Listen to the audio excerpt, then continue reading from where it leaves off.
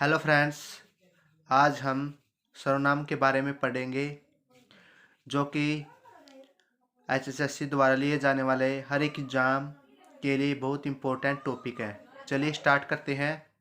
इसकी परिभाषा देखते हैं पहले। सर्वनाम का शाब्दिक अर्थ क्या है? देखो, इसका सर्वनाम का अर्थ है सबका नाम। ये शब्द किसी व्यक्ति विशेष के द्वारा प्रयुक्त न होकर सबके द्वारा प्रयुक्त होते हैं तथा किसी एक का नाम न होकर सबका नाम होते हैं। मैं का प्रयोग सभी व्यक्ति अपने लिए करते हैं, अतः मैं किसी का एक का नाम न होकर सबका नाम अर्थात सर्वनाम है। जैसे हमें अपने आप को डिफाइन करना है या मतलब व्यक्ति विशेष के लिए, तो हम उसका नाम नहीं लेंगे। हम सर्वनाम में क्या करेंगे? हम अपना नाम लेंगे। हम कहेंगे कि मैं ये काम करूँगा, तो ये सर्वनाम है। तो सर्वनाम के 6 भेद हैं। अगर किसी भी एग्जाम में पूछा जाए कि सर्वनाम के कितने भेद हैं, तो हम बताएंगे सर्वनाम के 6 भेद हैं। नंबर 1, पुरुषवाचक सर्वनाम, इंग्लिश में बोल लेंगे इसको पर्सनल प्रोनाउन। निश्चयवाचक सर्वनाम, डेमोन्स्ट्रेटिव प्रोनाउन। अनिश्चयवाचक सर्वनाम, इंडेफिनिट प्रोनाउन। एंड जो भी आगे है, संबंधवाचक सर्वनाम, रिलेटिव प्रोनाउन। प्रश्नवाचक सर्वनाम, इंटेरोगेटिव प्रोनाउन विद निजवाचक सर्वनाम यानी कि रिफ्लेक्सिव प्रोनाउन।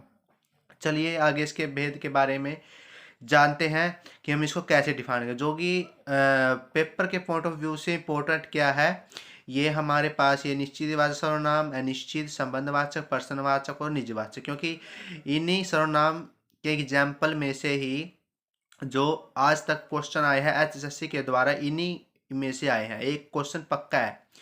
तो देखो, पुरुषवाचक सर्वनाम यानी कि पर्सनल प्रोनाउन, इसकी हमने बस पहचान देखनी है। वो हमको एग्जाम्पल दे देगा, हमने बस इसकी पहचानना है कि कौन सा सर्वनाम है। ऑप्शन में दे देगा, हमारे पास 4 ऑप्शन में दे देगा, तो इनकी पहचान करके हमने सिर्फ वो सर्वनाम के बारे में बताना। देखो, पुरुषवाचक सर्वनाम 3 प्रकार के होते हैं: उत्तम पुरुषवाचक, मध्यम पुरुषवाचक एवं अन्य पुरुषवाचक। उत्तम पुरुषवाचक कौन से हैं?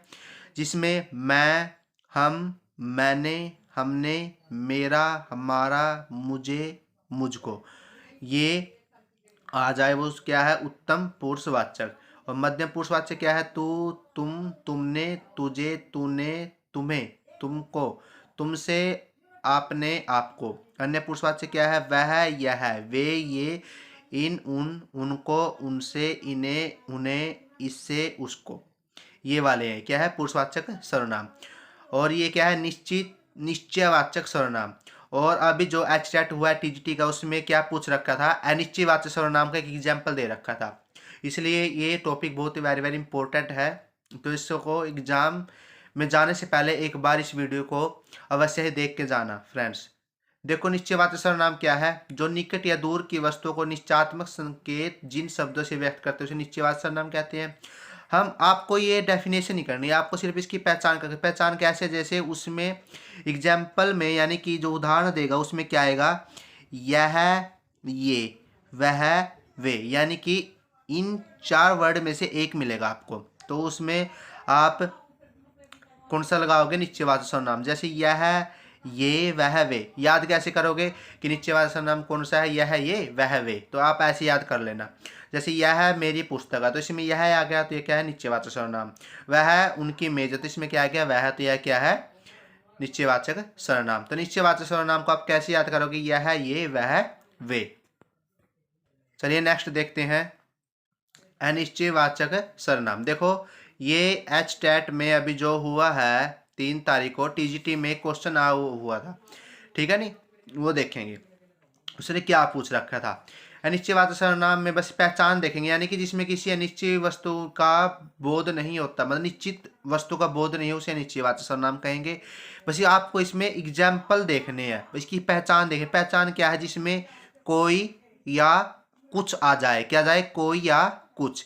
देखो, एचएसएससी ने जो एचटेट में 2 प्रकार के एग्जाम्पल थे, जिसमें दोनों में कुछ था। एक था कि आप लिख लेना ये कि मैं कुछ पुस्तकें लाया हूँ, इन्हें तुम रख दो।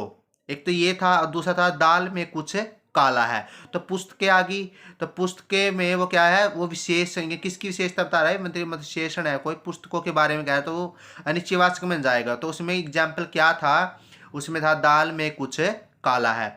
इसी प्रकार से इसमें देखेंगे कोई आ गया तो क्या करेंगे, तो इसमें कोई आ गया यानी कि ये इसकी पहचान है, निश्चयवाचक सर्वनाम है। कुछ आ गया तो ये भी क्या है, निश्चयवाचक सर्वनाम है। अगला देखेंगे संबंधवाचक सर्वनाम, यानी कि इसमें संबंध के बारे में बताएगा, यानी कि जिन सर्वनामों से किसी दूसरे सर्वनाम से संबंध स्थापित किए जाए उन्हें संबंधवाचक सर्वनाम कहते हैं। इसकी क्या पहचान है, इसमें आएगा जो सो, यानी कि जो आया है, सो गया, सो जाएगा, ऐसे एग्जाम्पल बना ले। इसमें एग्जाम्पल क्या है, जो आया है, यानी कि जो और सो जिस भी उदाहरण में आपको दिख जाए उसमें आंख बंद करके संबंधवाचक सर्वनाम लगा देना भाई। पर्सनवाचक सर्वनाम, देखो इससे पता चल रहा है पर्सनवाचक, यानी कि जिसमें पर्सन यानी किसी के बारे में प्रश्न पूछा जाए, यानी प्रश्न करने के लिए प्रयुक्त जो सर्वनाम होंगे उसे पर्सनवाचक सर्वनाम कहेंगे। देखो इसकी मतलब इसकी पहचान क्या है, कौन और क्या, कौन और क्या। तो क्या है, कौन आया था, वह क्या कर रहा है। देखो इसमें कौन है तो कौन को देख के सीधे पर्सनवाचक सर्वनाम है, क्या है तो इसको देख के सीधे पर्सनवाचक सर्वनाम है। ठीक है। और जो आगे है ये क्या है, निजवाचक सर्वनाम, यानी कि रिफ्लेक्सिव प्रोनाउन। इसमें भी निज, निज का मतलब होता है जो अपना हो, अपना, यानी कि अपने, जिसमें ये मतलब थोड़ी सी वो निकले, उसका भाव निकले कि कुछ अपना के बारे में कुछ बात कह रहे हैं, वो क्या है, निजवाचक सर्वनाम, यानी कि जो सर्वनाम अपने, इसकी पहचान क्या है निजवाचक सर्वनाम की, जैसे आप, ठीक है, आप, आप, अपने, आपके लिए प्रयुक्त सर्वनाम है, जैसे यह कार्य मैं आप ही कर लूंगा, तो इसमें आप आ गया तो यह निजवाचक सर्वनाम। इसकी और पहचान क्या है भाई, जैसे कुछ न कुछ, कुछ न कुछ, एक तो कुछ आया था वो तो अनिश्चयवाचक, यानी कुछ न कुछ, यानी कि दो वर्ड किसी एक बीच में, जैसे ये यहाँ पे कोई न कोई, ये न है बीच में, यानी कि ये एक पूरा वर्ड है। और यहाँ पे क्या है, सब कुछ, हर कोई, कुछ भी, कुछ कुछ, ऐसे उदाहरणों में ऐसे आपको कोई पहचान में मिले तो क्या है, निजवाचक सर्वनाम है।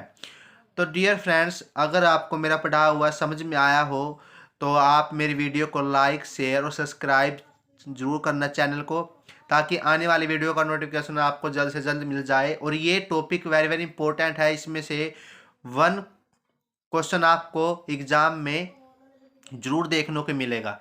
Thank you.